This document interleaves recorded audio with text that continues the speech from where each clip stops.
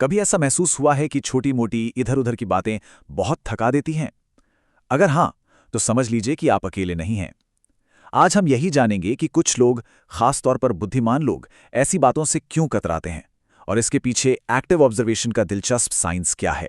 जरा सोचिए, किसी पार्टी में हैं और कोई आपसे मौसम के बारे में बात कर रहा है और आपके मन में बस एक ही ख्याल आ रहा है कि यहां से कैसे निकला जाए। ये जो एहसास है ना, ये काफी कॉमन है और इसके पीछे एक बहुत गहरी वजह छिपी है। ये अपने आप में एक पहेली जैसा है ना? आखिर ऐसा क्यों है कि ये छोटी-मोटी बातें, जिन्हें सोशल होने के लिए जरूरी माना जाता है, कुछ लोगों के लिए इतना बड़ा सिरदर्द बन जाती हैं? चलिए आज इस पहेली को सुलझाने की कोशिश करते हैं। हम सबने कभी ना कभी तो ये महसूस किया ही है। वो ऑफिस की पार्टी जहां जाने का बिल्कुल मन नहीं करता, या फिर लिफ्ट की वो अजीब सी खामोशी जब समझ नहीं आता कि क्या बोलें। दिल से बस एक ही आवाज आती है, काश इस वक्त कहीं और होते। लेकिन यहाँ एक बहुत बड़ा लेकिन है। अक्सर हम ऐसे लोगों को, जिन्हें छोटी-मोटी बातें पसंद नहीं, गलत समझ लेते हैं, और जो असलियत है वो हमारी आम सोच से बिल्कुल अलग है। आमतौर पर क्या सोचा जाता है कि ऐसे लोग या तो घमंडी हैं, या फिर बहुत शर्मीले हैं, या शायद एंटी सोशल। पर असलियत इससे कहीं ज्यादा गहरी है। ये घमंड या शर्म की बात है ही नहीं, ये तो बस गहराई की तलाश है। ये कोई पर्सनालिटी की कमी नहीं, बल्कि उनके दिमाग की बनावट ही ऐसी है। तो फिर असली वजह है क्या? इसका जवाब छिपा है ऑब्जर्वेशन की कला में। हाँ, यही वो चाबी है जो इस पूरी पहेली को खोलती है। इसे कहते हैं एक्टिव ऑब्जर्वेशन, यानी सक्रिय अवलोकन।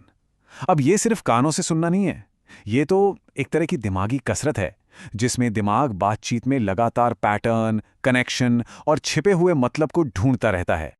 इसको ना एक सिंपल से उदाहरण से समझते हैं। पैसिव हियरिंग मतलब जैसे कोई सिक्योरिटी कैमरा बस सब कुछ रिकॉर्ड करता जा रहा है बिना सोचे समझे। लेकिन एक्टिव ऑब्जर्वेशन वो एक जासूस की तरह है, जो हर छोटी बड़ी बात में सुराग ढूंढ रहा है, कनेक्शंस बना रहा है, एक बड़ी तस्वीर को समझने के लिए। तो सवाल यह है कि ये दिमागी जासूसी काम कैसे करती है। देखिए, इसके 3 सिंपल स्टेप्स हैं। सबसे पहले, दिमाग हर तरह का डेटा इकट्ठा करता है। क्या बोला जा रहा है, आवाज का टोन कैसा है, बॉडी लैंग्वेज क्या कह रही है, सब कुछ। फिर वो इन सारे डेटा पॉइंट्स के बीच पैटर्न खोजता है, डॉट्स कनेक्ट करता है, और आखिर में इन सबको जोड़कर एक गहरा मतलब निकालता है, एक पूरी साफ तस्वीर बनाता है। लेकिन इसका स्मार्ट होने से क्या लेना देना है? दरअसल ये सब जुड़ा है दिमाग की एक खास जरूरत से, गहराई की भूख से। प्रॉब्लम बताएं क्या है? छोटी मोटी बातों में दिमाग को विश्लेषण करने के लिए कुछ खास मिलता ही नहीं। सोचिए, कोई कहता है आज मौसम अच्छा है। इस एक लाइन में दिमाग को एनालाइज करने के लिए क्या डेटा है? कोई पैटर्न नहीं, कोई गहरा मतलब नहीं। ये बिल्कुल उस इंजन जैसा है जिसको चलने के लिए फ्यूल ही नहीं मिल रहा। तो फिर ऐसे दिमाग को फ्यूल क्या देता है? उन्हें पैटर्न ढूंढने में एक अलग ही मजा आता है। वो ऐसी बातचीत से चिढ़ते हैं जो कहीं नहीं जाती, जो बातचीत एक डेड एंड पे खत्म हो जाए। उनकी दिमागी एनर्जी सोशल दिखावे में नहीं, बल्कि चीजों को एनालाइज करने में लगती है। और सबसे जरूरी, उनके अंदर हर चीज के पीछे का क्यों जानने की एक नेचुरल उत्सुकता होती है।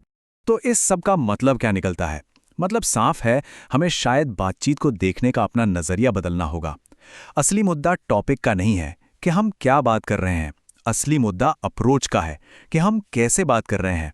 अब इसका यह मतलब बिल्कुल नहीं है कि छोटी मोटी बातें बेकार हैं या बुरी चीज हैं। उसकी भी अपनी जगह है, अपनी जरूरत है।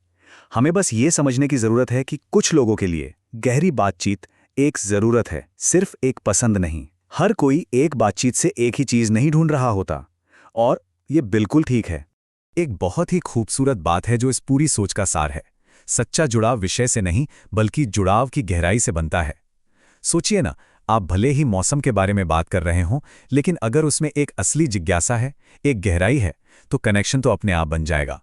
तो आखिर में यह सवाल अपने आप से पूछने लायक है, जब हम किसी से बात करते हैं तो हमारी बातचीत असल में किस चीज की तलाश में होती है? क्या हम सिर्फ एक सतही कनेक्शन बना रहे हैं, या फिर कुछ ज्यादा गहरा, ज्यादा सार्थक ढूंढ रहे हैं?